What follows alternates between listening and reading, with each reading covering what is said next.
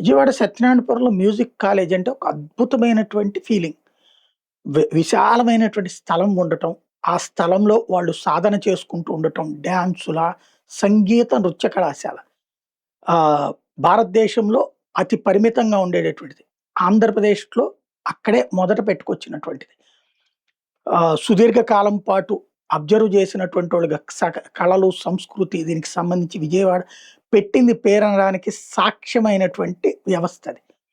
అలాంటి దాంట్లో ఆ చక్కటి ఖాళీ స్థలం, అక్కడ నృత్య ప్రదర్శనల లేకపోతే సంగీత కచేరీలు ఇట్లాంటియన్నీ ఆహ్, వినటానికి ఆ చుట్టుపక్కల వాళ్ళందరూ వచ్చి కూర్చుంటానికి ఒక విశాలమైన స్థలం ఇదంతా ఉందని సంతోషపడితే, కరోనా టైంలో తీసుకొచ్చి ఆ రోడ్ల మీద కాకుండా ఇదిగా ఉండాలని జెప్పేసి సరుకులు లోపల అమ్ముకోవడానికి మార్కెట్ లాగా లోపల పెట్టారు. కరోనా అయిపోయింది. చివరికి అది కాస్త అట్లాగే మిగిలిపోయింది. అది చివరికి లోపల ప్రశాంతత పోయింది. అదొక మార్కెట్ లాగా తయారైపోయింది.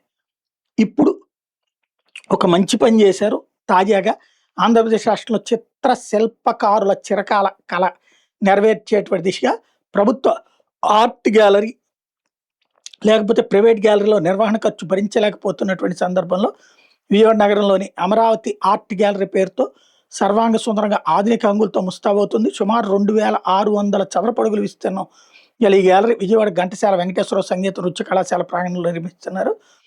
కంప్లీట్ అవుతుంది. రాష్ట్ర సృజనాత్మక సాంస్కృతిక సమితి ఆధ్వర్యంలో రూపొందుతోంది.